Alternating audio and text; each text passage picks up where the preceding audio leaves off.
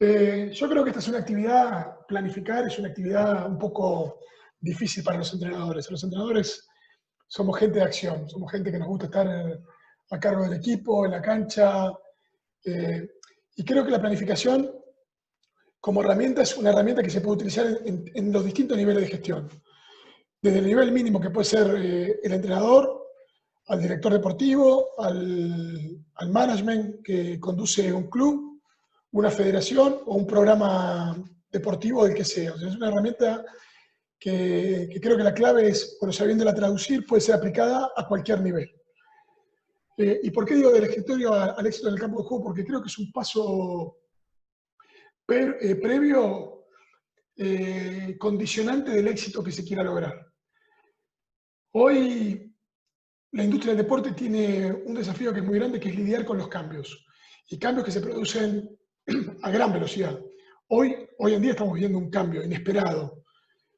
Yo, salvo Wimbledon, que sé que tomó la precaución de sacar una póliza de seguro por la no realización en caso de pandemia, no conozco ninguna organización deportiva que haya contemplado sacar un seguro que resguarde o que deje indemne a las organizaciones. Muchas organizaciones hoy, como el Comité Olímpico Internacional y el Comité Organizador de los Juegos Olímpicos, están lidiando en cómo diseñar una estrategia que pueda recuperar todo el dinero que se va a perder en la reprogramación a un año de un Juego Olímpico. Fíjense lo que ha generado esta pandemia.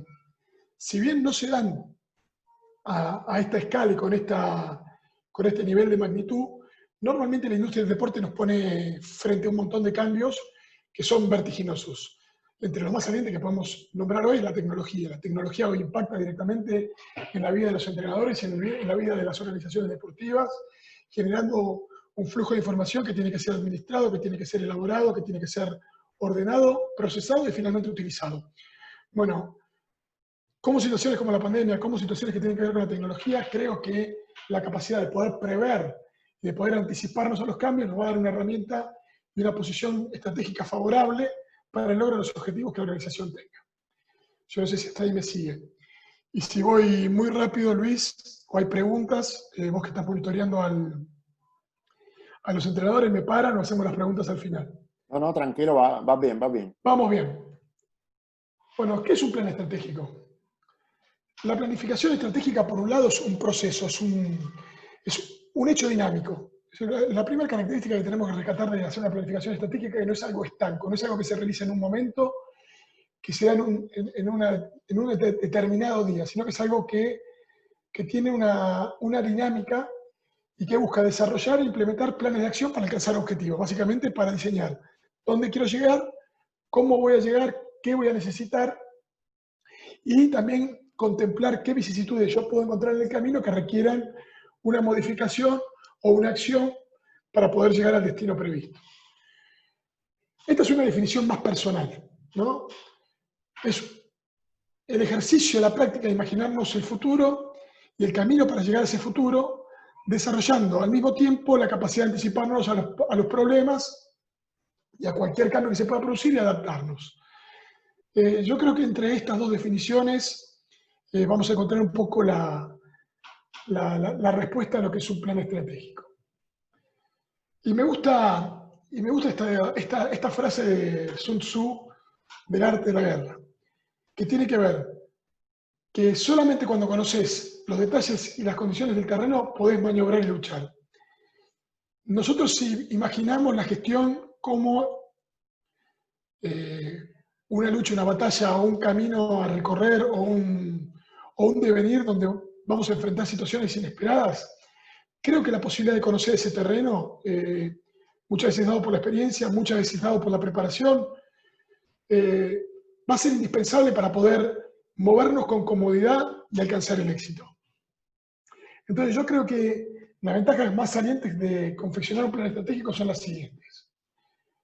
Por un lado, evaluar nos va a permitir conocer en profundidad la organización. O sea, hacer un análisis crítico del lugar donde trabajamos, del entorno en el cual se encuentra, entorno interno, contexto externo, donde se encuentra la organización, nos va a dar el primer gran elemento que tiene que ver con hacer un plan estratégico, que es conocernos. ¿Qué somos? somos un equipo de básquet, somos un club de básquet, somos una escuela que tiene un programa deportivo, y voy a tratar de recurrir un poco a mi conocimiento del contexto en el cual se encuentran inmersos ustedes, que es más cercano a programas educativos o, como hablaba con Pilar antes de empezar la charla, de programas deportivos autónomos como son los EIU en Estados Unidos, también en Puerto Rico. Es decir, saber dónde estoy inmerso, dónde está la tarea del entrenador inmersa, dónde está la tarea del gestor deportivo inmersa. El otro gran punto es que va a orientar un rumbo. Nosotros, cuando gestionamos deportivamente, tenemos varios hitos rectores, ya los vamos a ver cuáles son o cuáles son posibles hitos rectores, sobre los cuales podemos sostener la gestión. Entonces, decidir cuáles son los más importantes o cuáles son los prioritarios nos va a orientar el rumbo de la gestión. O sea, no es lo mismo ir hacia la masificación que hacia el alto rendimiento deportivo o hacia ambos. Un poco la decisión siempre está en las altas esferas de toma de decisiones, en los ámbitos políticos, en las organizaciones, y vamos a ver en ese punto cómo está el entrenador o cómo está un club contextualizado por estructuras por encima y por debajo. Bueno, nos permite los objetivos alcanzar, nos permite identificar metas, esto es claro, habla por sí mismo. Un método de trabajo, es decir, cuáles son los requisitos que necesitamos para cumplir con los objetivos. Nos establece la posibilidad de priorizar acciones y alternativas. Acciones, es decir, qué tareas necesito realizar para cumplir con el objetivo y qué alternativas, planes A, planes B, planes C tengo que diagramar en el caso de que el escenario cambie. Identificar los recursos, qué voy a necesitar para poder cumplir con esas tareas. ¿Quién va a estar a cargo de hacer las tareas? ¿Quiénes tienen la responsabilidad? Nosotros hoy, si hablamos de la más pequeña organización deportiva que es un equipo, sabemos que dentro del equipo el staff técnico es interdisciplinario cada vez más por estas demandas de la modernidad y del alto rendimiento, es cada vez más complejo, es cada vez más heterogéneo, formado por diferentes tipos de profesionales. Podemos ver esto, lo que pasa en NBA también, pero creo que hoy todas las selecciones nacionales de los primeros estratos de competencia tienen staff muy reconocidos y con diferentes roles. Entonces, es importante ordenar esos roles, importante ordenar las líneas de comando de esos roles y la jerarquización de las tareas en un organigrama. Entonces, es importante definir no solamente cuáles son las tareas, sino quiénes son las responsabilidades y a quiénes se reportan. Un poco está manifestado en esto, ¿no? Establecer mecanismos de toma de decisiones, de control y de cambio. Y esto, como decía una profesora en una de las maestrías, Cecilia Farías, como resultado de todo esto, todas las decisiones que uno toma tienen un impacto a corto, mediano y largo plazo y se pueden medir. Tenemos un poco definido qué es un plan estratégico, tenemos aclarado o vislumbrado cuáles son las ventajas de hacerlo, porque en este sentido yo aparezco acá como un vendedor. O sea, tengo que proponerle a un entrenador o tengo que proponerle a la persona que está del otro lado de la pantalla escuchando esta clínica, decir, ¿cuáles son los argumentos por los cuales yo sugiero o propongo que un entrenador se tome el tiempo necesario como para sentarse en la etapa preparatoria o un gestor deportivo se siente junto con el grupo dirigencial a diseñar un plan estratégico? Bueno, las alternativas y las ventajas fueron enumeradas, hay muchas más, seguramente. Una vez que está señalado esto, vamos a adentrarnos en la parte bien técnica, bien específica de cómo preparar un plan estratégico. Yo voy a dejar simplemente líneas rectoras. Hay un montón de bibliografía al respecto. Si se ponen en Google Academics van a encontrar algunas cuestiones que los pueden orientar, pero creo que de esta charla van a rescatar, como decía en la presentación, lineamientos, algunas palabras claves. Yo creo que se queden con algunas palabras claves y una línea de cómo pensar el armado, ya voy a dar por cumplido el objetivo de la clase. Entonces, el plan estratégico se ordena en etapas, en diferentes procesos que van de una etapa de, primero, política, que tiene que ver con la decisión del área política de la organización en la cual me siento inmerso de entender la importancia de un plan estratégico y de aprobar la redacción de un plan estratégico. Hay que entender en esto que la parte política es una parte esencial en la toma de decisiones porque va finalmente a aprobar que determinadas acciones se hagan o no se hagan, y en este punto es clave la implicación y el compromiso de una comisión directiva, de un staff profesional, que juntamente con, perdón, de un staff político que juntamente con el staff profesional, en conjunto van a hacer o van a redactar el plan estratégico. La primera etapa es una etapa de análisis. Básicamente significa hacer una tarea de recopilación de información. ¿Y qué es lo que tengo que recopilar? Todo lo que tenga a mi alcance. Tengo que relevar todos los datos que yo pueda conocer. Si tomamos, por ejemplo, para no perder el hilo, un club de básquetbol de Puerto Rico. Lo primero que tenemos que hacer es un análisis de la historia, es decir, cuándo se fundó, quiénes fueron los fundadores, qué hitos deportivos tuvo, cuáles fueron sus logros, cuáles fueron las figuras más destacadas, cuáles fueron las condiciones de fundación, si tiene un estatuto vigente, su situación económica, analizar la barriada donde está, la ciudad donde está, si tiene tradición basquetbolística, analizar socios estratégicos, si está dentro de una universidad, si trabaja con una universidad, si trabaja conjunto con el municipio, si tiene infraestructura propia, si tiene infraestructura que está ligada al municipio. Es decir, yo tengo que hacer un análisis de lo más amplio posible, recabar la información y asimismo tratar de compararlo con otras instituciones que pueden ser posibles competidoras. Es decir, el club de barrio que está más cercano, el club de referencia de la provincia, el club más importante de Puerto Rico.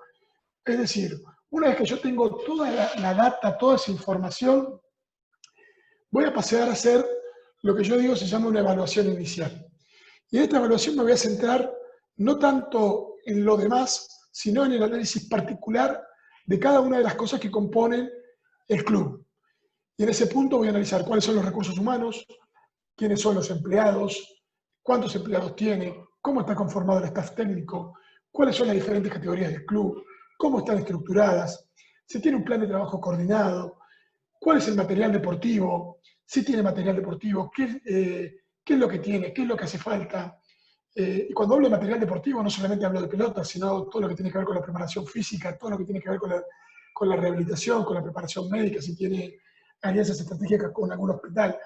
Es decir, evaluar los resultados de las campañas anteriores, número de jugadores, número de licencias, división de jugadores entre jugadores y jugadoras, si tiene planes de 3x3, si tiene estrategia de capacitación de sus estamentos o sus stakeholders. Es decir, cuanto más pueda evaluar cada una de las partes del club, más completa va a ser mi panorama sobre el cual yo voy a estar partiendo. Esto me tiene que dar una foto inicial del punto de partida. O sea, la idea principal acá es tomar una foto del punto de partida. Análisis, evaluación inicial. Esto es sumamente clave. Y para el entrenador, ver el contexto, ¿no? También tomar la información necesaria, porque si esta planificación la vamos a hacer para un club, tomar todo el contexto de todos los stakeholders que rodean y que no condicionan en el mal sentido, sino que componen el entorno más cercano del entrenador. Si pusiéramos al club en el centro, podríamos agregar a los sponsors, podríamos agregar a los municipios. Es decir, dependiendo del punto de vista de dónde se planifica, es importante entender cuáles son los principales stakeholders que condicionan de mayor o menor medida el desempeño del entrenador, o del club, o de la institución, o de la federación. Siempre el objeto de estudio, y para quien se planifica, está en el centro de la escena. No sé si queda claro. Como no dejamos en la charla aclarado cuál era el target, yo me tomé la libertad de poder armar un esquema de ejemplos, el cual puede ser fácilmente trasvasable a cualquiera de los estamentos mencionados previamente. El club, una federación nacional, una organización deportiva cualquiera, un departamento, una comisión olímpica, si se quiere, una federación olímpica nacional. Entonces, importante saber cuáles son los distintos stakeholders que rodean a quien va a planificar. Y por el otro lado, marcar ciertos condicionantes, ¿no? Los factores sociales, que tienen que ver con el entorno, con la importancia que tiene el deporte para la sociedad, con la historia que tiene el deporte para la sociedad, factores económicos, factores normativos y factores tecnológicos. Es decir, entonces estos factores se tienen que analizar desmenuzadamente porque constituyen el entorno externo en el cual está sumida la organización. Todo esto tiene que ver con analizar y con contextualizar el entorno donde se encuentra nuestra organización o se encuentra el entrenador que planifica. Porque de algún modo u otro se condicionan los objetivos, se condiciona la estrategia y se condiciona la forma de obtenerlos. Importante destacar este punto. ¿Qué es el marco contextual? Nosotros nos podemos encontrar que por encima de nuestra organización existen organizaciones que nos engloban. Por ejemplo, a un club lo engloba la Federación Nacional o una federación regional. Es posible que esa Federación Nacional o esa Federación Provincial tenga a su vez diseñado un plan estratégico.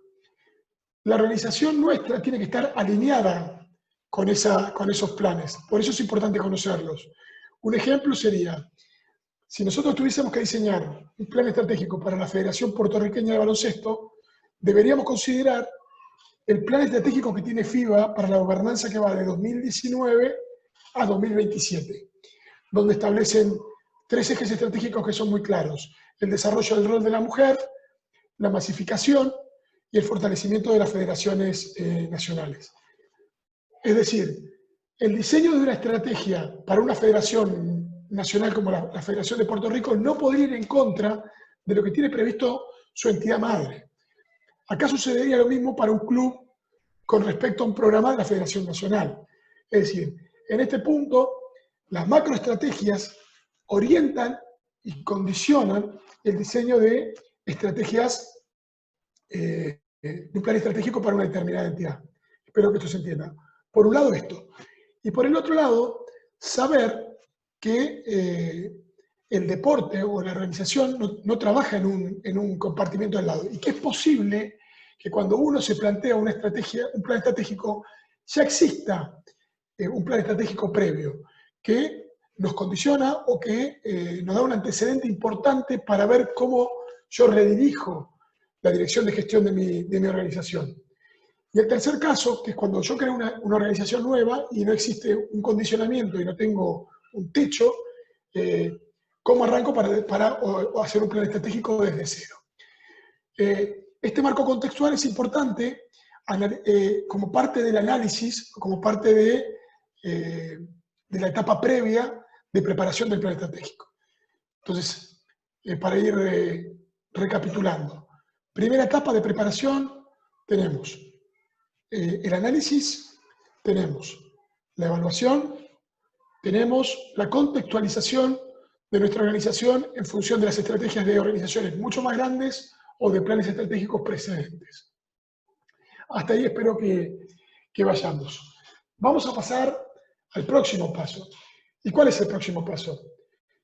El próximo paso es aplicar una herramienta de la planificación estratégica empresarial que se llama análisis FODA, o lo van a también escuchar como DAFO, o en inglés SWOT, que significa Strengths, Weaknesses, Opportunities, and la tercera, Weaknesses, ¿no? Nosotros acá en Argentina lo llamamos FODA, Fortalezas, Oportunidades, Debilidades y Amenazas. Threats sería la T de amenazas.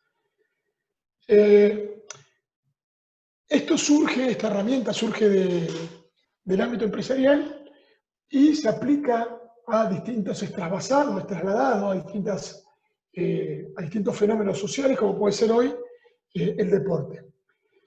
¿Y qué es lo que nos permite?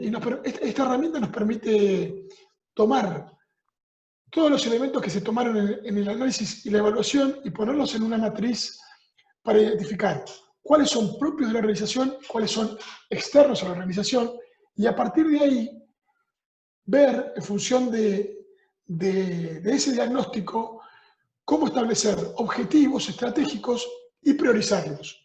O sea, acá es un punto importante, es un punto bisagra dentro del trabajo, porque a partir de ese trabajo analítico y de recabar información, vamos a pasar a un trabajo más arquitectónico, artesanal, de diseño. Ya vamos a empezar a trabajar sobre el prever el futuro o la previsión de lo que queremos para el futuro. Este es un cuadro o la matriz sobre el cual trabaja el análisis FODA, y vamos a ver que tiene dos componentes. Uno interno, que son el análisis de las debilidades y de las fortalezas propias de la organización, y otro externo, que tiene que ver con el entorno que rodea la organización y que puede ser amenazas que conspiren con nuestra organización y oportunidades que subyacen del entorno y de la lectura del entorno. Estas son cuestiones que debemos contemplar y sobre las cuales debemos actuar. Yo acá, por ejemplo, puse un ejemplo de una organización X, cualquiera, para un poco contextualizar y que se pueda entender en qué consiste el análisis FODA para un club. Tomamos las fortalezas y podemos analizar que el club tiene una historia de logros deportivos, su ubicación estratégica dentro del centro de la ciudad, que tiene instalaciones modernas, que tiene instalaciones amplias que pueden contener tranquilamente la actividad, que tiene una tradición en el básquet, es decir, es un club que ha sido reconocido como un club de básquet y que ha generado referentes a nivel nacional e internacional, porque muchos de sus jugadores han participado en la Selección Nacional de Puerto Rico y han sido reconocidos como figuras relevantes dentro del básquet de Puerto Rico. Esto podría ser un esquema de fortalezas de un club. Son propias. En cambio, las debilidades, podemos señalar que en este momento podemos vislumbrar que hay falta de interés dirigencial, que no existe suficiente material deportivo para la actividad, que los entrenadores del club no se interesan en el trabajo de base o de las categorías formativas, que dentro del club ha ganado mucho espacio otros deportes, que no existe desarrollo, que el desarrollo de las categorías formativas es muy precario, que no se contempla baloncesto femenino, no, todo el baloncesto del club es masculino, y que no hay entrenadores especializados en formación. Por otro lado, analizando el contexto de la actualidad del básquetbol de este club, vemos que a nivel general hay una clasificación histórica de la selección de Puerto Rico femenina a los Juegos Olímpicos. Que hay un crecimiento del baloncesto a nivel mundial, o sea, que el nivel de exposición que tiene el básquetbol a nivel mundial, sea a través de redes sociales o por internet, ha crecido en forma exponencial. Hipotéticamente podemos entender que existe o podemos ver que hay subvenciones del Estado para apoyar el deporte y que hay muchos clubes, muchas escuelas alrededor del club que tienen instalaciones con muchos chicos con los cuales se podría generar una alianza estratégica para captar esos chicos que están dentro de la escuela, del sistema escolar, para nuestro propio club. Y como amenazas, que son también externas, el crecimiento del eSports, el crecimiento de una cultura que tiene que ver con lo callejero, con el hip hop, con el rap, con la música y con manifestaciones que tienen que ver con cultura callejera. Y podemos poner una tasa de desempleo alta y la economía nacional. Cuando estoy poniendo estos ejemplos, son todos ejemplos que he puesto yo aleatoriamente y tratándome de poner en un contexto y no son para nada verídicos. Algunos pueden, si son así, es pura coincidencia. Los he puesto simplemente para tratar de ejemplificar en cómo podrían ustedes empezar a hacer un análisis FODA primario. Terminado el análisis FODA, debemos pasar a una siguiente etapa, que es el de diseñar y seleccionar estrategias. Para ello lo que hacemos es una selección estratégica en base al estudio CAME. ¿Y qué significa CAME? CAME es una sigla que toma las debilidades del análisis FODA y los trata de corregir, toma las amenazas y las enfrenta, tratándolas de solucionar, las fortalezas las trata de mantener y las oportunidades las trata de explotar. Es decir, todos los elementos señalados en la filmina anterior se empiezan a transformar a partir de un accionar y el diseño de una acción específica o de un plan de acción específico para cada una en una línea estratégica a partir de la utilización de esta herramienta que llamamos CAME por las siglas de corregir, afrontar, mantener y explotar de acuerdo a los datos que yo tuve del análisis FODA. Antes de seguir, me gusta volver a insistir e ir tomando los puntos, porque esto es un proceso, como dije en la introducción, y que no es letra muerta, y que no es un fenómeno que se produce en un determinado momento, de la importancia que va tomando a medida que vamos avanzando en ser muy meticulosos, muy agudos en el análisis y en la evaluación inicial. Si nosotros no somos lo suficientemente autocríticos, o escondemos información, o ralentizamos información, temerosos de que alguno se pueda sentir ofendido dentro de la organización, estamos llamando a fracasar porque no estamos siendo lo suficientemente transparentes en la evaluación que va a dar origen al resto de las etapas. Y a partir de ahí vamos a encontrar una mayor distorsión que se va a ir profundizando, lo cual va a llevar directamente al fracaso. Por eso yo sí digo siempre que es sumamente importante iniciar con el pie derecho, tomándose el tiempo necesario para hacer una evaluación y un análisis lo más crudo, lo más real posible, y lo más consciente sobre todo. Bien, a partir de tener un poco identificado la línea estratégica, es importante redactar los ejes rectores o definir cuáles van a ser los ejes rectores que van a orientar la acción. Pasamos de una situación de análisis, de preparación, estamos entrando en una etapa de diseño, de redacción, y para eso tenemos que encontrar ciertas líneas rectoras que le van a dar cauce a los ejes estratégicos y a los objetivos con posterioridad. Entonces, en este punto es importante determinar misión, visión y valores. Estas tres cuestiones van a tener mucha importancia al momento de poner en juego los planes de acción, porque me van a orientar la dirección en los momentos de crisis, en los momentos de cambio y en los momentos de toma de decisión. Estos tres elementos van a ser claves específicamente en esos momentos, en los momentos de crisis, cambio y toma de decisión. Y ahora vamos a ver por qué. La misión normalmente está definida por lo que busco alcanzar. Generalmente en las organizaciones sociales reconocidas está definida en el estatuto por el objeto social. Ahí está claramente definido qué es lo que yo pretendo lograr con la organización y el rumbo al que quiero dirigir, y el rumbo, el sentido o las líneas hacia las cuales quiero dirigir mi gestión. El segundo punto es la visión. Que yo lo tomo como el estado ideal de lo que pretendo alcanzar a largo plazo. Es decir, ¿cuál sería la mejor condición imaginaria posible para esa misión?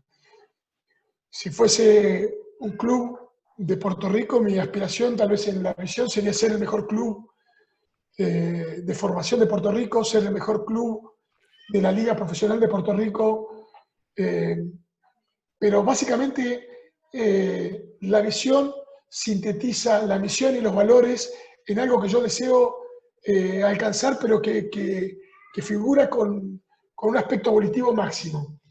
No sé si muchas veces es un poquito difícil de entender, pero creo que esa cuestión de estado ideal o de un espíritu superior al cual yo quiero llegar con mi organización va a estar dado por la visión. Y finalmente los valores, que son los conceptos que orientan la gestión. Es decir, nosotros podemos identificar un montón de valores, pero los valores nos van a ayudar a definir rumbo en los momentos de toma de decisiones. ¿Puede haber acciones que se contrapongan? Sí. Supongamos que nosotros dentro de nuestro esquema deportivo tengamos jugadores que estudian y que el día del partido, ese mismo jugador que estudia y que está impulsado por la organización a estudiar tiene un examen sumamente importante. ¿Cuál va a ser la decisión de la organización? Que el jugador participe del juego o de que tome el examen. Claramente, ese contraste que se puede dar tranquilamente en distintos planes de acción que toman la entidad, se resuelven a partir de la aplicación de los valores. Si nuestros valores son la excelencia deportiva y no está puesto en la educación, seguramente que si es un jugador clave e irreemplazable y nuestra organización está dada para alcanzar objetivos deportivos, la prioridad va a ser que juegue. Si los valores son la educación, la formación, el alcance de formación humana de la persona, vamos a priorizar que el alumno rinda su examen. Yo creo que este es un claro ejemplo de la importancia de determinar valores que orienten la gestión, ¿no? En este punto, bueno, por nombrar algunos, podemos estar dirigidos a la excelencia deportiva, al esfuerzo, a la innovación, a la apertura, a la unión. Es decir, hay un sinnúmero de cuestiones que nosotros podemos tomar y apoyar y que tiene que ver un poco también con la interpretación del fenómeno deportivo que da lugar en la organización que ustedes lideran, que ustedes conducen.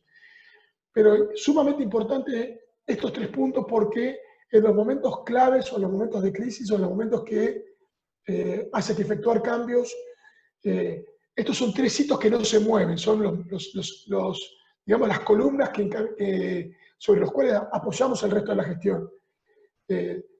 Sí puede haber cambios dentro de los planes de acción. Normalmente es muy difícil que haya cambios en la misión, en la visión y en los valores. Por eso siempre tenemos que apelar a ellos cada vez que verifiquemos estas cuestiones de modificaciones en el plan estratégico. Espero que haya sido claro con esto porque creo que es sumamente importante.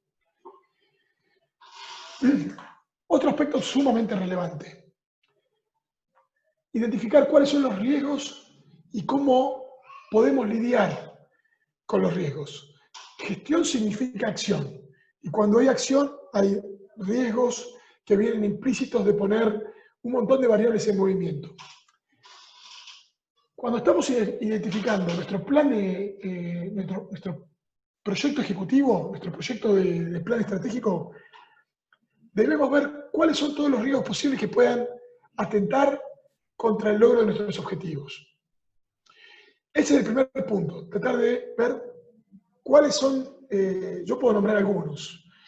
Si estamos trabajando con chicos, podemos hablar de lesiones, conflicto con los padres, conflicto con los entrenadores, los medios de comunicación, cuestiones que tienen que ver con el doping, cuestiones de abuso. Es decir, el número de riesgo que podríamos contemplar dentro de una organización deportiva son muchísimos. Y creo que es importante detenerse a tratar de hacer una lista taxativa de todos los riesgos posibles. Para esto, como tarea, yo juntaría a todas las personas que tienen responsabilidad dentro de la institución para hacer algún tipo de brainstorming, de que todos se pongan a pensar desde su lugar cuáles son los riesgos que enfrentan. Porque las personas que mejor conocen la organización son quienes trabajan dentro de la organización en lugares técnicos.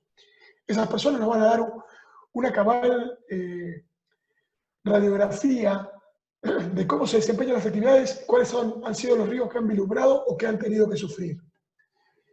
Una vez que hacemos este primer paso, el segundo es ver o diseñar una matriz de probabilidad, es decir, ¿qué posibilidad hay de que esto suceda?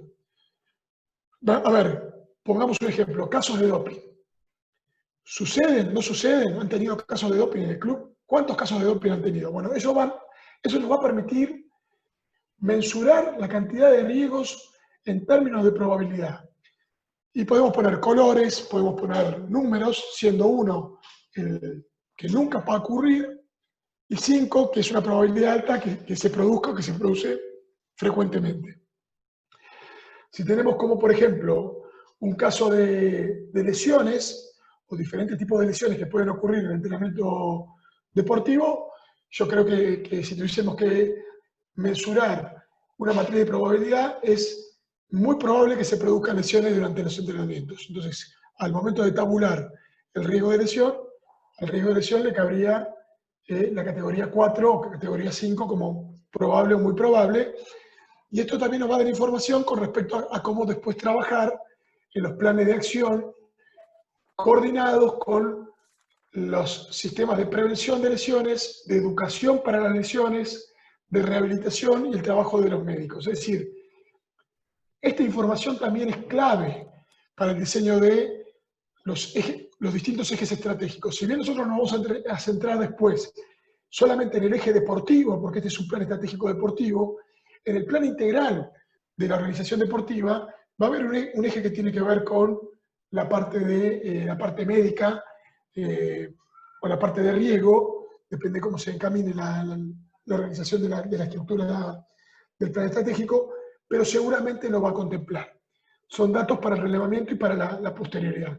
Y la segunda matriz es la consecuencia del riesgo.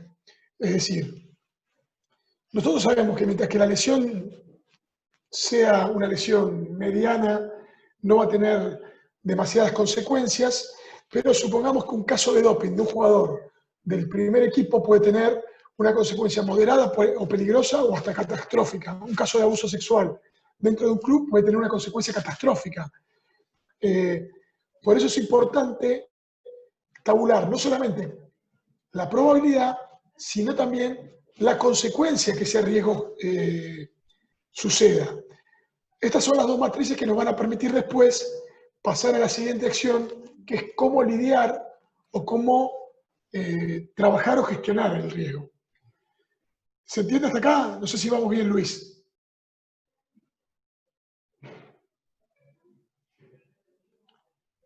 No te escucho, tenés el audio bloqueado.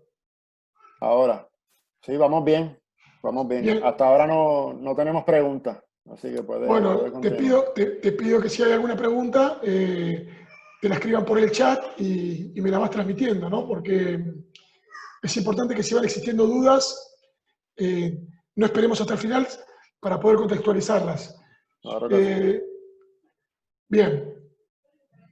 Pasamos al siguiente punto que tiene que ver con la gestión del riesgo. Y acá en la gestión del riesgo vamos a ver dos posibilidades. La primera posibilidad es el plan de mitigación, que tiene que ver con actuar previamente. Actuar de manera previa a que se produzca el riesgo o que se produzca el daño o que se produzca la acción que puede provocar algún tipo de consecuencia negativa para la organización. Entonces esto nos permite mitigar el trabajo y se trabaja proactivamente. En cambio, los planes de contingencia son los que ponemos en funcionamiento cuando el riesgo ya se produce.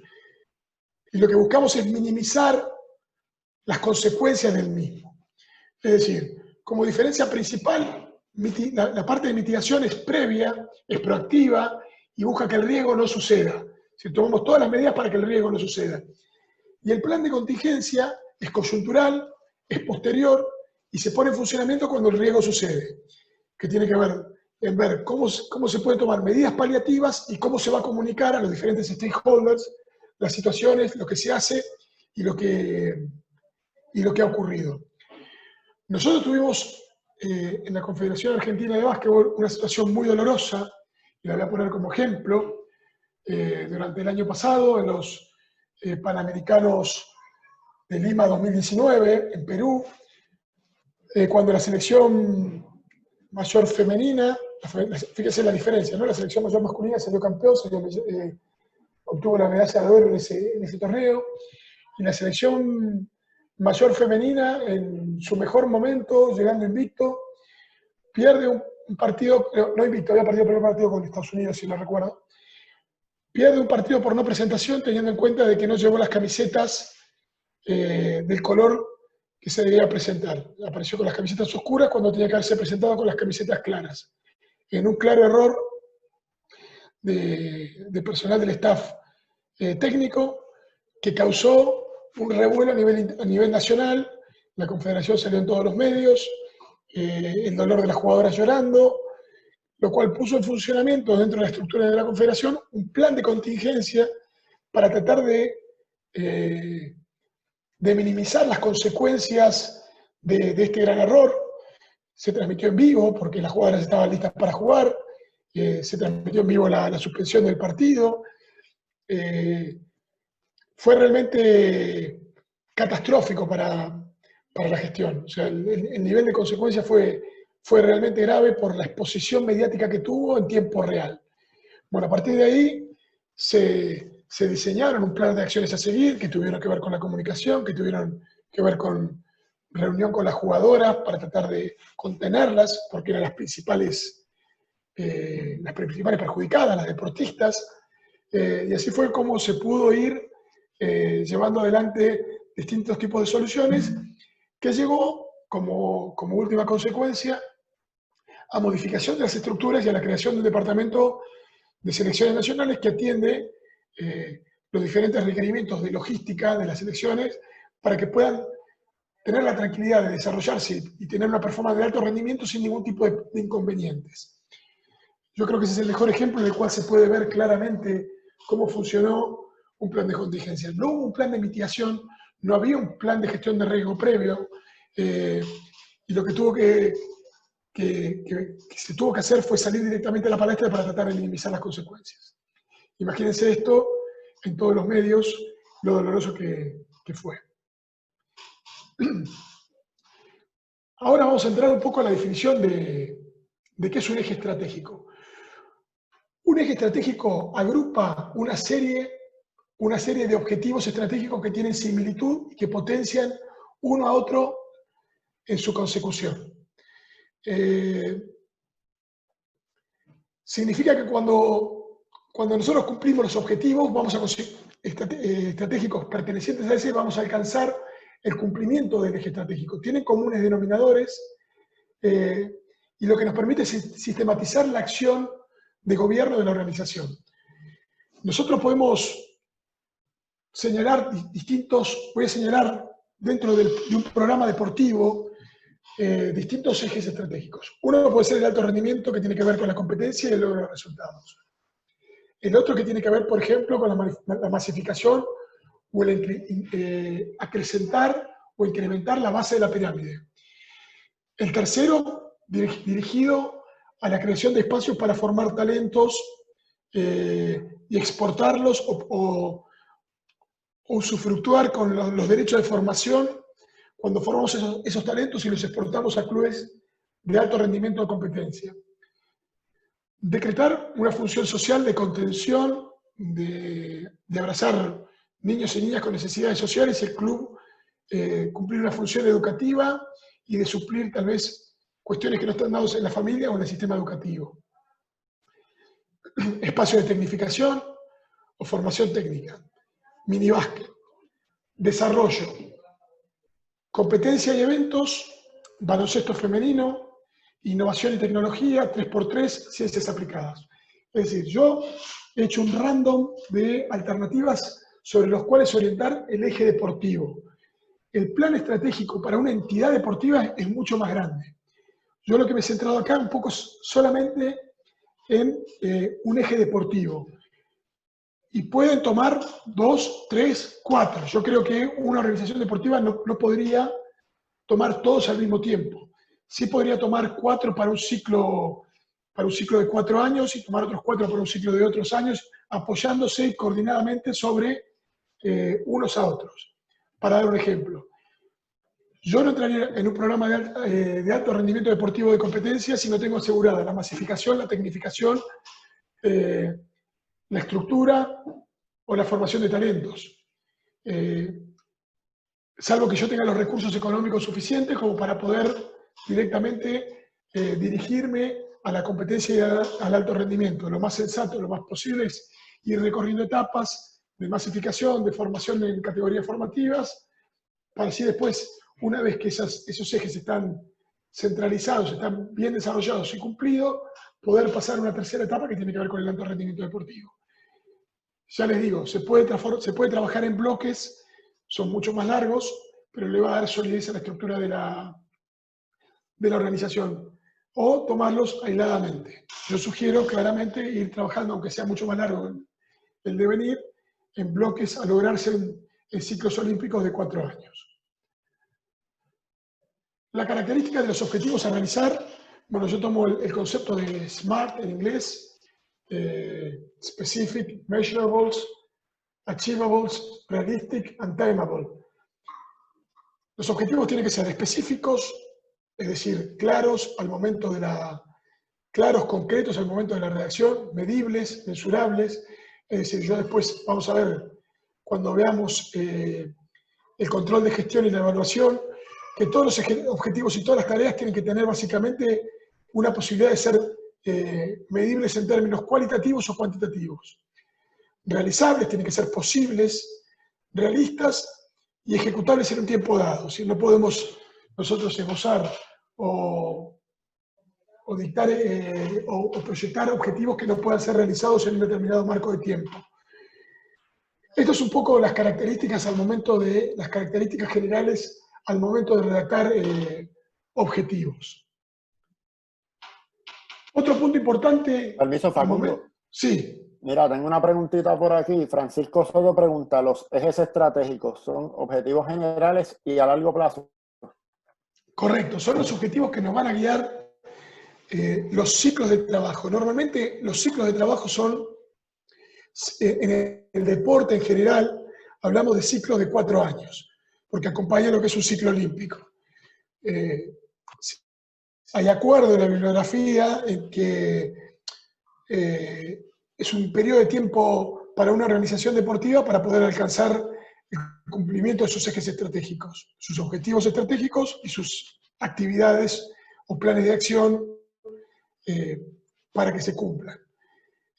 Algunos autores hablan hasta de 8 años, de 2 ciclos olímpicos, porque hablan del tiempo que se pierde en la redacción, en la preparación durante el ciclo olímpico actual y que la realización se lleva a 8 años, cuando efectivamente después de 1 año o 1 año y medio que lleva el tiempo de la redacción total del plan estratégico, vas a tener 7 para alcanzar tus metas. Pero yo entiendo que con 4 años para un club está más que bien. Definir sus ejes, definir sus objetivos estratégicos, definir el perfil en el eje estratégico, el perfil del club que quieren ser, para poner en funcionamiento después todas las actividades.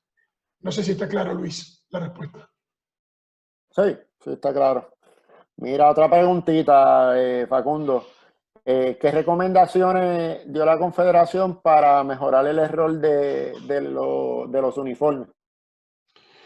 Bueno, a partir de ahí, a partir de esa situación, un poco lo que se creó fue el puesto que estoy encabezando yo ahora como director de selecciones nacionales. Mi trabajo es coordinar el trabajo del staff técnico y tengo a cargo también la utilería para verificar que todos los detalles... O sea, el primer trabajo que me tocó hacer fue hacer un trabajo detallado de cuáles son todas las necesidades que tienen los equipos en la fase de preparación, en la fase de concentración, en la fase de entrenamiento, en la fase de competencia y en la fase de desconcentración. Teniendo en cuenta cuáles son todas las necesidades que tiene un equipo de alto rendimiento para cumplir con los requerimientos propios y que impone FIBA para una selección nacional. Y a partir de ahí tengo un equipo de trabajo que va cumpliendo todo lo que tiene que ver con tareas con FIBA, que es la plataforma MAP, los seguros, la carga de seguros, la carga de contratos, lo que es la logística de viajes, con la agencia de viaje, el trabajo con los utileros para saber cuáles son los uniformes que se necesitan, el trabajo con la organización para saber cuándo van a ser los congresillos, cuándo se aprueban los uniformes. Es decir, hemos tomado una serie de medidas preparatorias, paliativas y de planificación y de coordinación con un equipo de trabajo para que esto no vuelva a ocurrir. O sea, se ha creado un espacio, se han identificado objetivos y tareas y responsabilidades que tienen asignadas cada una de las personas que trabajan conmigo, para que llegado el momento de preparación de una competencia no falta absolutamente nada. Perfecto. Una preguntita adicional. ¿Cuál es la manera correcta para evaluar si el plan se está llevando correctamente? Bueno, nosotros vamos a hablar de evaluación más adelante, porque es uno de los aspectos claves que tiene que ver con el control y el análisis para saber si estamos bien posicionados. Por eso normalmente lo que hacemos es evaluar cuando el plan se pone en funcionamiento. Y para poner en funcionamiento el plan todavía nos quedan un par de etapas más que tienen que ver con el diseño estratégico. Ya pasamos por la preparación del plan, ahora estamos en pleno diseño del plan estratégico. Ya vimos ejes estratégicos, vimos objetivos estratégicos, las características que tienen que tener, y ahora vamos a entrar en lo que sería ya una etapa más cercana a la acción, que es el diseño del plan de acción. Finalizados los planes de acción y puesto en movimiento de nuestra organización, vamos a ver la evaluación. Antes de eso tenemos que hacer lo que se llama una factibilidad de recursos. Porque es todo muy lindo lo que venimos escribiendo, pero tenemos que ver si desde el punto de vista de los recursos humanos y los recursos económicos podemos realizar todas estas tareas que son muy lindas, pero que no sabemos si podemos alcanzar. En este punto tenemos que tomar cada uno de los objetivos,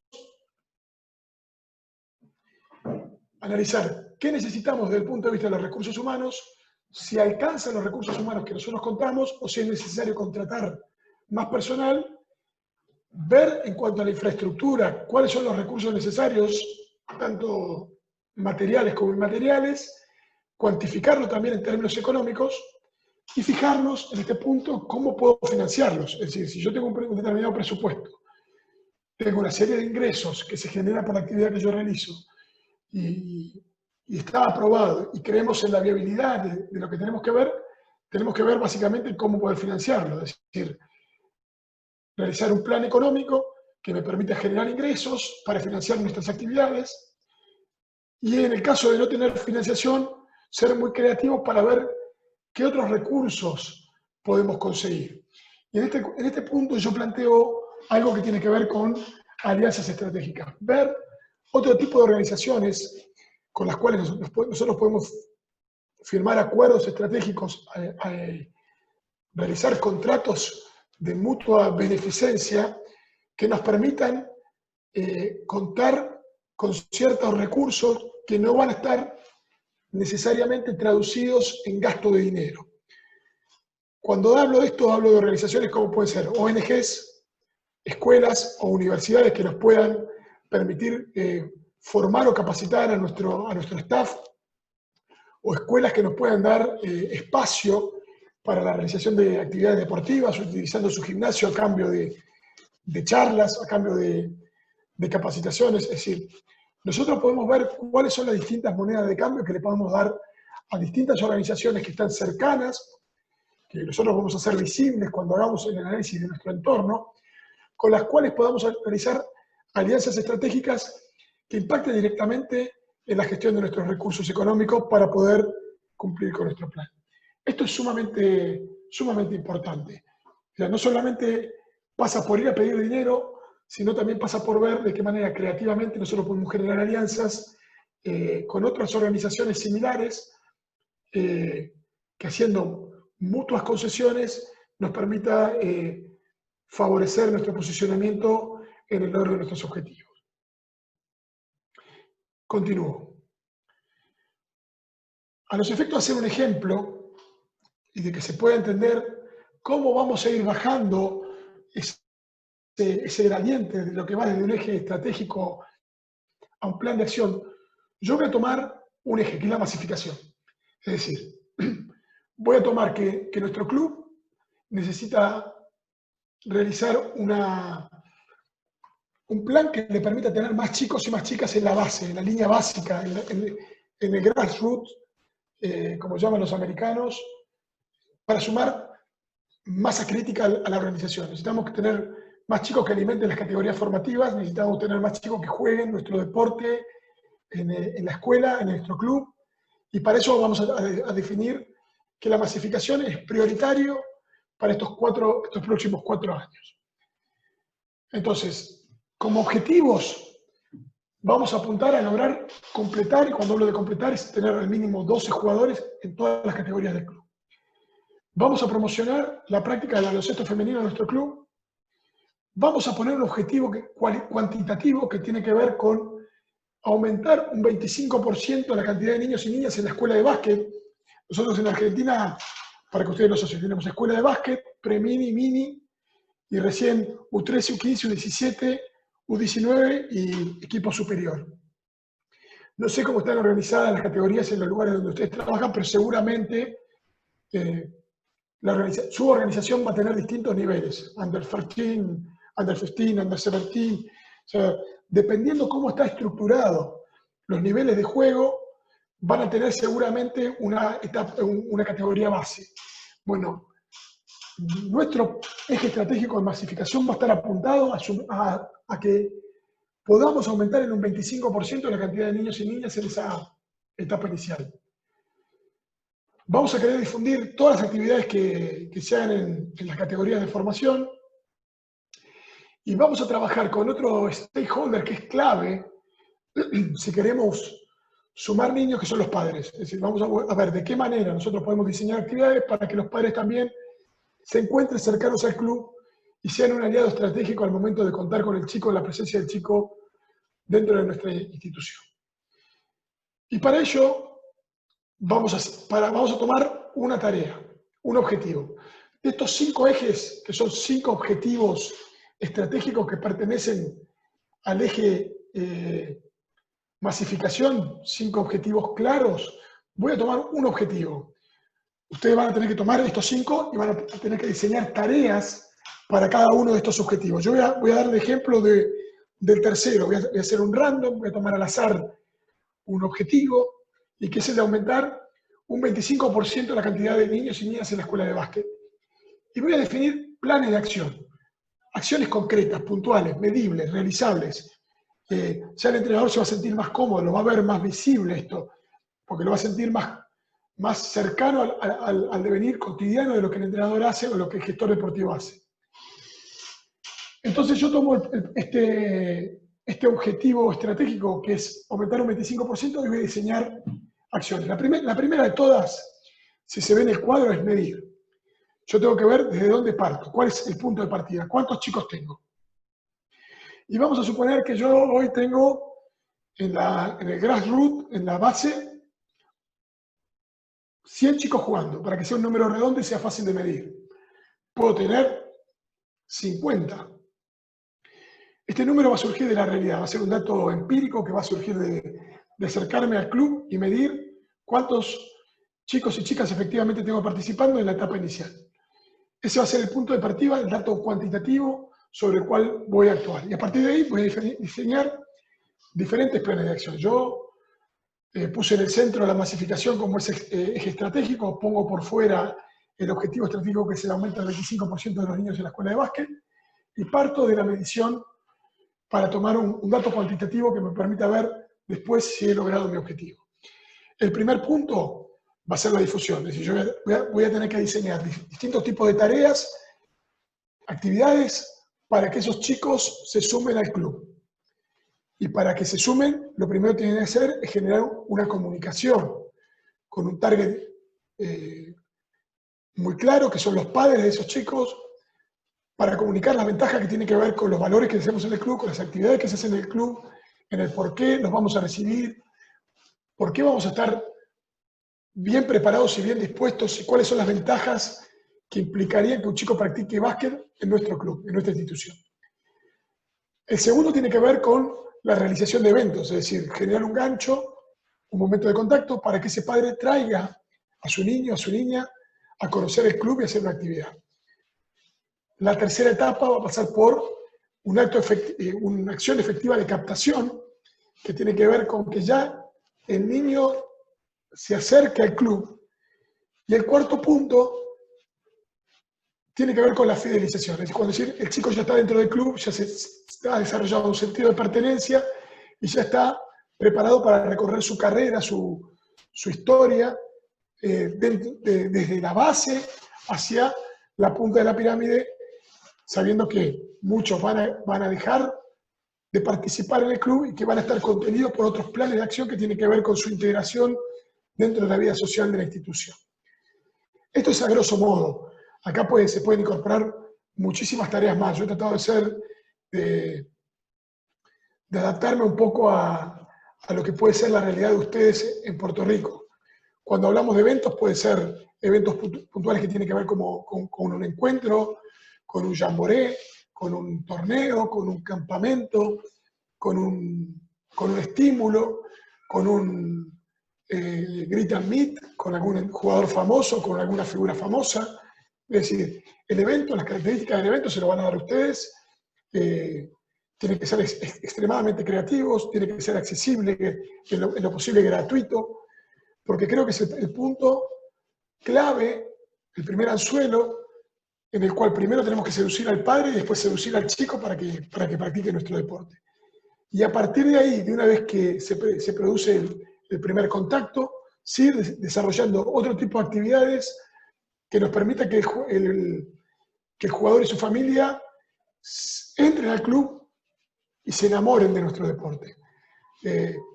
Fíjense que a medida que vamos utilizando estas cuestiones, cómo van apareciendo valores, el amor, ¿no? La unión, el compromiso, es decir, cómo los valores van a orientar un poco también cada una de las tareas que nosotros vamos a ir realizando. Y el círculo se termina con volver a medir, es decir, ¿qué impacto tuvo todas las actividades que nosotros realizamos en la consecución de este 25%, que es lo que nosotros efectivamente estamos buscando? No sé si he podido ser claro con esto. Entonces, ejes estratégicos, identificación de posibles ejes estratégicos deportivos, objetivos estratégicos, selección de objetivos estratégicos que tengan que ver con la realidad de nuestro club y la dirección política que se aspira a tener. Esa dirección política va a estar definida por la misión, por la visión y por los valores, y va a estar definida por el área política, por la comisión directiva de la institución, la definición de planes de acción y la puesta en funcionamiento. Ahora bien, hoy me preguntaban por un poco cuál era la evaluación. Nosotros tenemos que entender que estos planes de acción va a estar dado por acciones puntuales. Acá ya un poco las describimos. Difundir, realizar eventos, actividades de captación, actividades de fidelización y de medir. ¿Cuáles son los riesgos? Tenemos que entender con los correspondientes planes de mitigación o contingencia de cada uno. ¿Cuáles son los recursos que vamos a utilizar? ¿Cuáles son los indicadores de rendimiento, los KPI? Esto tiene que ver con la evaluación o el control de la gestión, y ahora vamos a adentrarnos un poquito más en la pregunta, que teníamos. Y un plazo, porque este tiempo que se va dando, no se va dando en el aire, es un plazo que nosotros tenemos que cumplir para poder conseguir o seguir a partir de la consecución de los objetivos con otras tareas. Y acá vemos un poco un cuadro de control y de evaluación. Y a las acciones tenemos la evaluación inicial, quién la realiza. Acá no tenemos un KPI porque es el lanzamiento, cuáles son los recursos necesarios, cuál es el riesgo de la actividad, y cuándo inicia y cuándo termina, ¿no? Entonces, la evaluación inicial es contar con el número de personas que vamos a tener, el número inicial sobre el cual partimos, qué cantidad de chicos tenemos, las actividades de difusión, quién la va a hacer, que es el área de comunicación. Acá el KPI es ver la cantidad de impactos que tiene en social media, en personas que han podido leer. Esto con las tecnologías de la comunicación se puede tranquilamente saber si nosotros hacemos una publicación en Facebook, una publicación en Twitter, por redes sociales, el impacto que ha tenido, el alcance. Esto también se puede medir, estos van a ser los KPI que nosotros vamos a utilizar, el impacto de la estrategia de difusión, los recursos humanos, las necesidades acá van a ser directamente recursos humanos, el riesgo es bajo, el tiempo es todo un año, y así vamos a hacer con cada una de las tareas. Tarea, quién es el responsable, cuáles son los KPI esperables o cómo vamos a medir, qué recursos son los necesarios, el riesgo que vamos a tener en cada una de las actividades y el tiempo que vamos a dedicarle a la implementación de cada uno. Cuando hoy me preguntaban de evaluación, los objetivos estratégicos y los planes de acción se miden a través de KPIs. Los KPIs son Key Performance Indicator o indicadores de performance. Son tanto cualitativos como cuantitativos.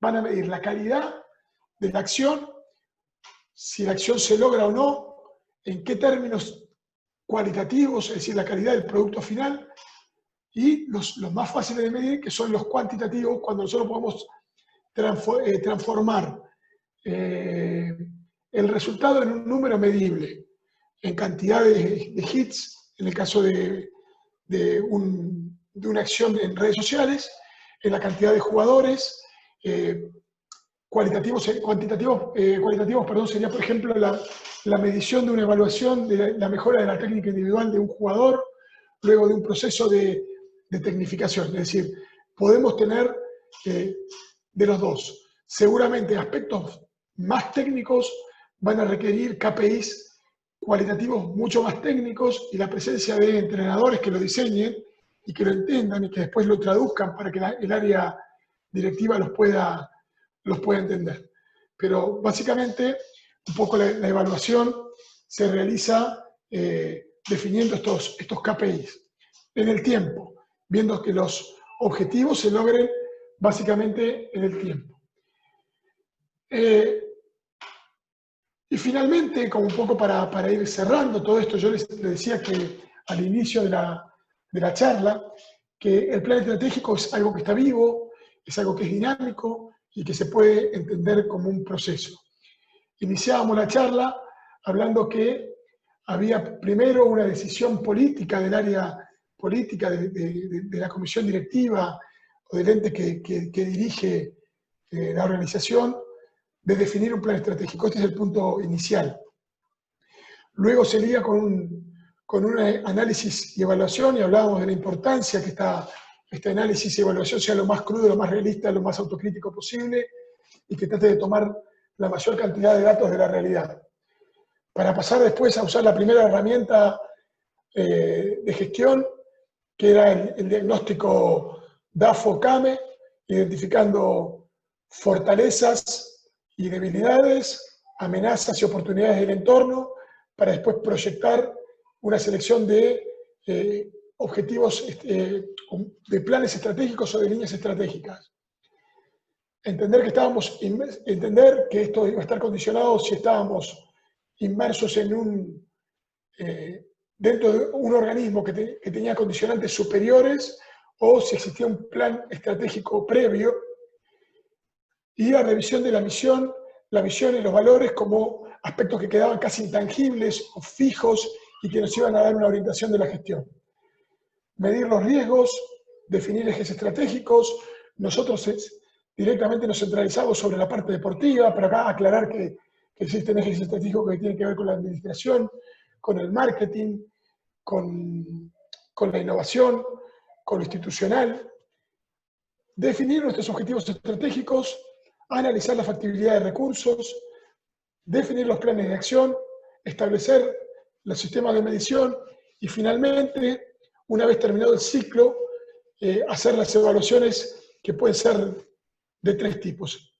Va a ser la evaluación inicial, los KPIs que van a ir controlando el cumplimiento de los objetivos en el tiempo, las evaluaciones periódicas, que pueden ser trimestrales, mensuales, eso va a depender del nivel de la organización, de la cantidad de gente que esté comprometida en los distintos tipos de tareas o liderando el proyecto, y finalmente una evaluación final de logro de resultados, de logro de los objetivos estratégicos, que va a ser el punto de partida para el rediseño de un nuevo plan. Esto es un poco a grosso modo, ¿no? en lo que nos permite una hora y media de estar trabajando o exponiendo o charlando, entender cuáles son los lineamientos para organizar mentalmente lo que podría ser un plan estratégico. Yo creo que si si quisiéramos hoy armarlo, cada uno de estos puntos nos llevaría 1 hora cada uno, o sea, el estudio pormenorizado de cada una de las etapas.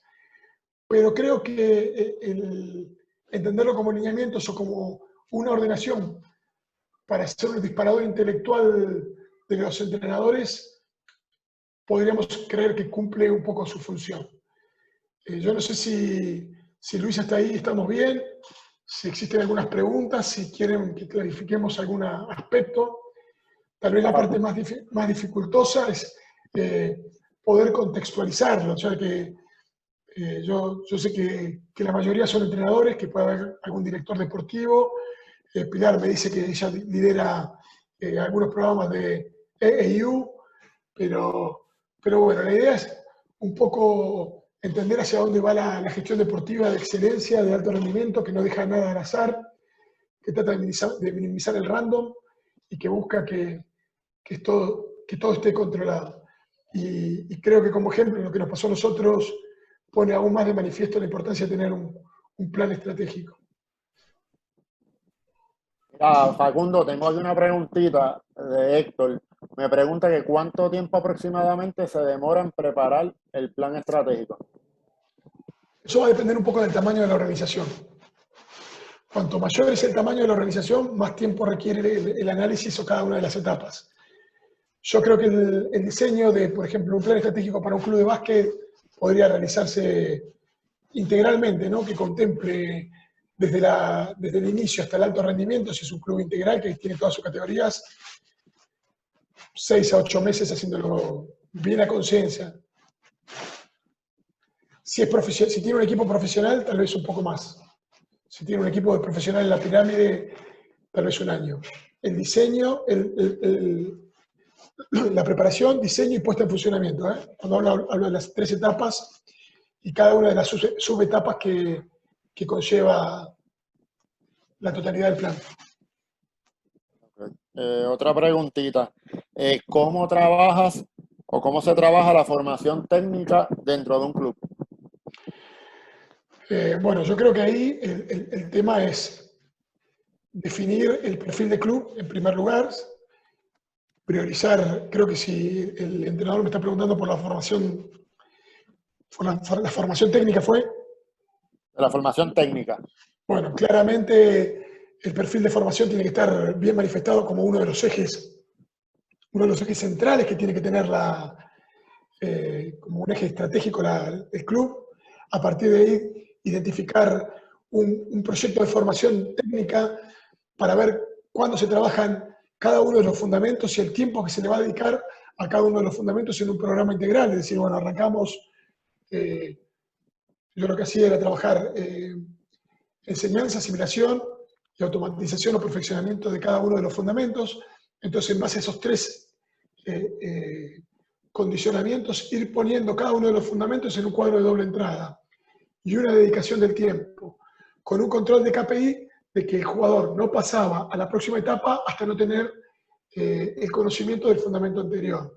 Es decir, los fundamentos básicos, el dribbling, el pase, el lanzamiento, el movimiento de pies, eran los ejes básicos sobre los cuales íbamos a ir construyendo el aprendizaje, la asimilación, la automatización y el perfeccionamiento. Y después, por ejemplo, trabajamos en lo que era unir 2 fundamentos, que para mí era un fundamento más. Es decir, lo mismo que se hizo en este proceso, ir haciéndolo en un plan integral. E ir poniendo cada uno de los fundamentos en cada una de las etapas. En lo que es una visión, es una planificación previsible. Y después entendiendo de que hay jugadores y jugadoras que algunos aprenden más rápido, otros aprenden más lento, y que hay que tener planes de contención para ir llevando a un grupo de edad, todos al mismo tiempo, pero con diferentes estrategias. Tal vez por eso yo decía que cada una de las cuestiones podría requerir una clínica. O sea, hoy podríamos hablar de lo que es un plan de formación técnica para un club y ver cómo en cada uno de los niveles iríamos poniendo los contenidos, los planes de acción que llevan a la práctica esos contenidos, cómo evaluaríamos y cuáles serían los aspectos determinantes que permitirían que un jugador pase de aprender un contenido a aprender la destreza siguiente. No sé si se entiende. Sí. ¿O me expliqué bien? Acá no pasa bastante claro. Sino también de que yo tenga la capacidad de poder expresarme bien. Mira, tengo dos preguntitas más. Me preguntan que si existen modelos prácticos a los que podamos tener acceso para que nos sirva de ejemplo. Yo creo que si googlean Weber Bahía, había hecho un plan estratégico. Weber Bahía es un club profesional de Bahía Blanca que había diseñado un plan estratégico de desarrollo de 4 años, donde pueden ver un caso específico de baloncesto de un equipo profesional de Argentina. Sí, ahí pueden ver un caso, si estaba puesto en la red, creo que si googlean y lo buscan van a poder acceder a él. Okay, Después FIBA tiene publicado su estratégico de gestión en la página de FIBA. También lo pueden ver ahí. Después creo que el Comité Olímpico también tiene su plan estratégico, es decir, todas las organizaciones deportivas grandes tienen diseñados. Después, no sé si muestran mucho el desglose de cómo llevan a la práctica esos planes, pero seguramente los ejes rectores hay una obligación de compliance y de transparencia de publicarlos. Así que si buscan un poquito los van a encontrar. USA Basket también tiene publicados al menos sus valores, su misión y su visión. Ya les digo, la parte generalista lo van a encontrar fácil. Después lo que no van a encontrar es el trabajo artesanal que implica el desarrollo de objetivos estratégicos y planes de acción, porque normalmente lo que lo hacen ahí son técnicos. Okay.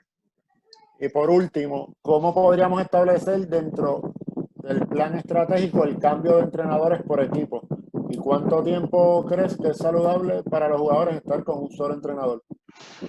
Eso es una muy buena pregunta. Yo creo que también hay que,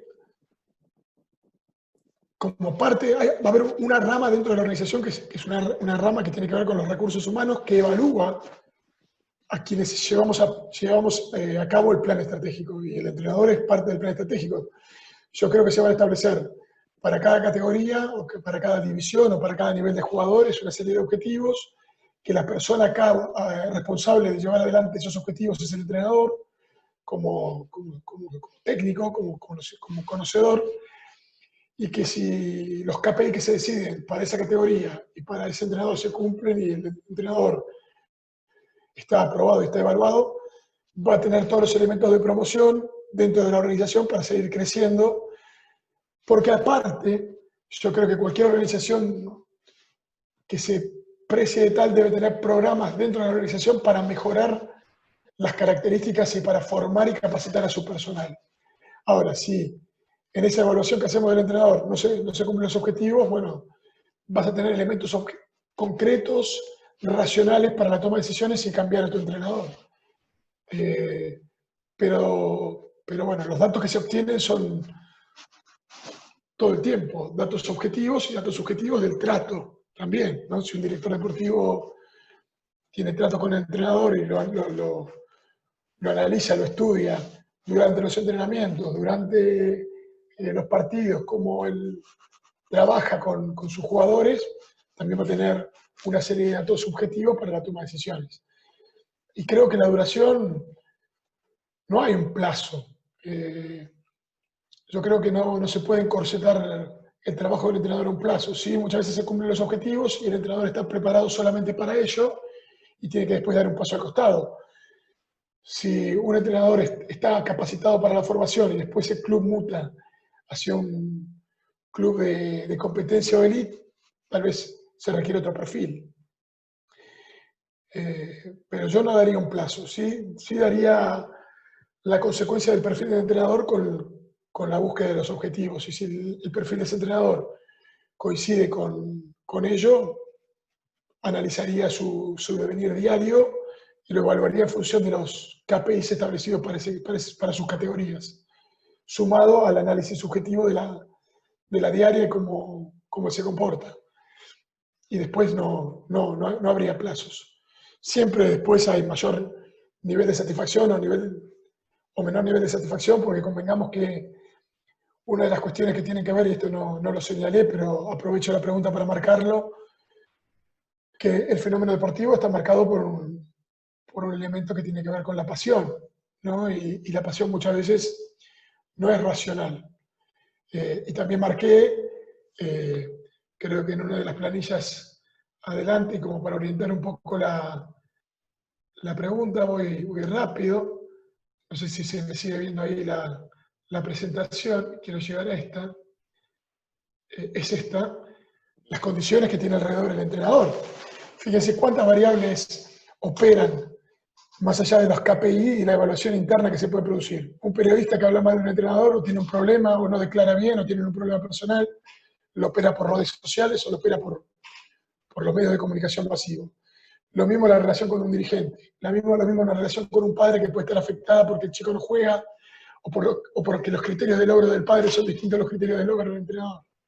Si ustedes analizan todo este contexto, también opera sobre la diaria del entrenador y su vida dentro del club, ¿no? Y sus ciclos.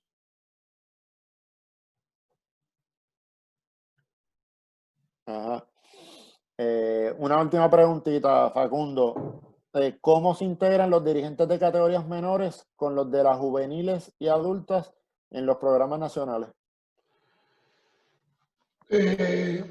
A ver, yo creo que un programa nacional tiene que tener diferentes áreas,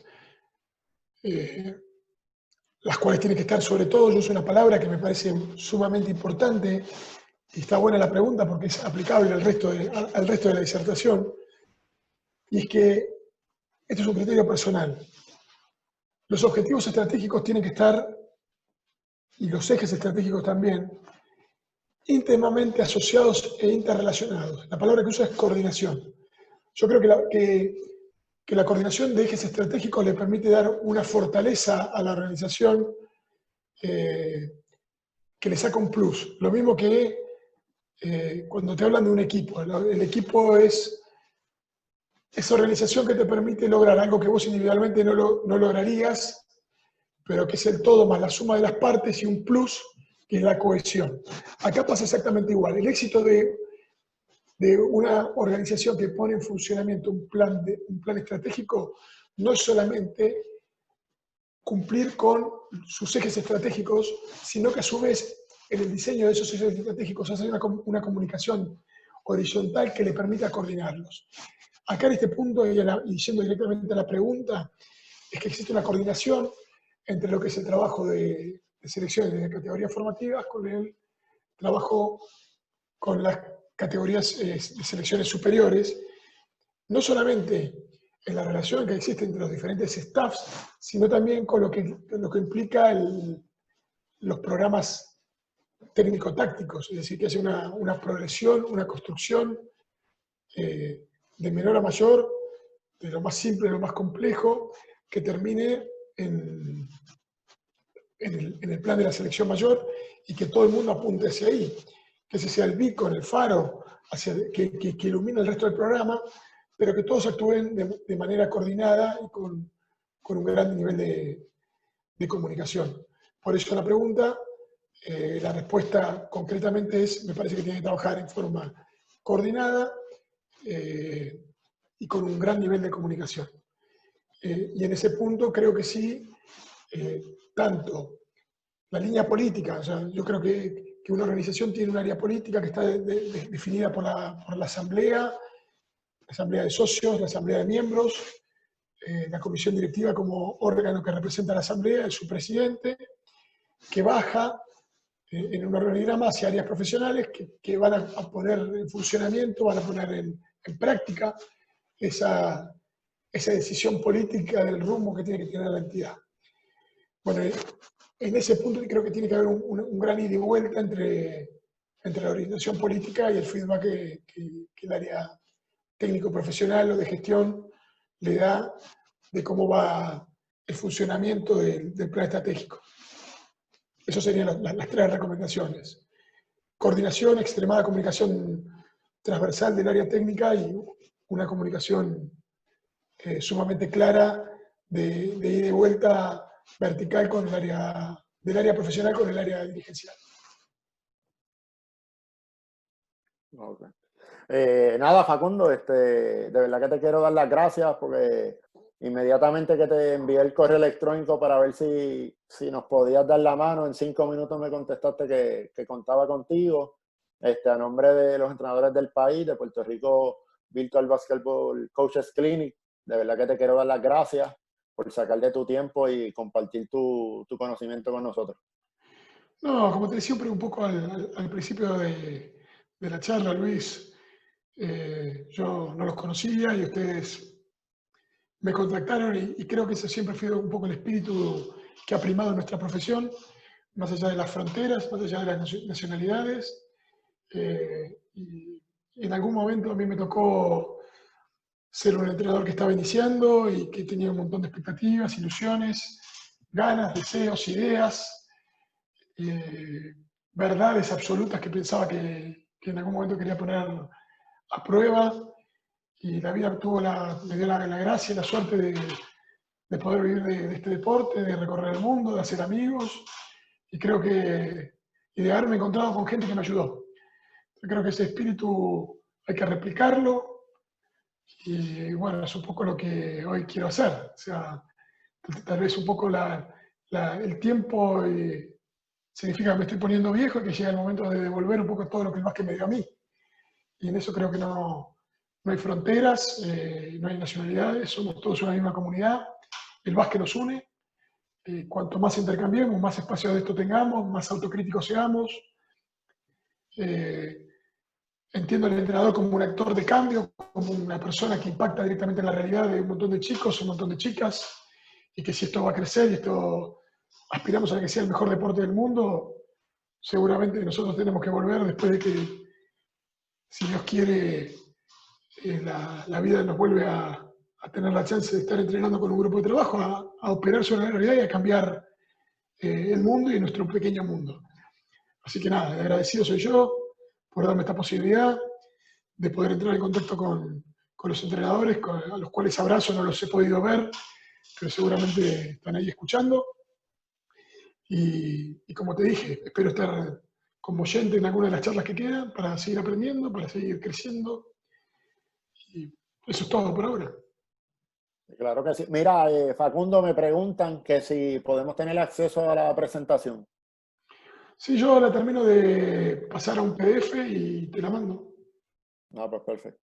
Mira, te manda saludos Daniel Maffei. Bueno, Loro, hablando de gente que me ha ayudado, hablando de gente que ha sabido siempre tender una mano, que ha sabido siempre estar, me saca una sonrisa este saludo porque el Loro es un amigo, hace rato que no hablo con él, pero poco es testigo de alguna parte de mi carrera y es una persona que quiero mucho, que aprecio mucho, que valoro mucho, porque ha sido de la gente que tal vez en algunos momentos que uno necesitaba una mano. Yo recuerdo haber estado en Medio Oriente, dirigiendo el Siria y en el Líbano, y él siempre estuvo presente. Y en otros momentos teníamos una relación fluida de charlar, cosa que no la tenemos ahora por cuestiones de la vida, pero que realmente aprovecho para mandar un abrazo grande, grande, grande. Estamos, pues gracias Facundo nuevamente, mil gracias por todo. Un abrazo a todos, cuídense, estén a salvo, cuiden a su familia y pronto estaremos viéndonos, si Dios quiere, en una cancha de baloncesto. Así sea.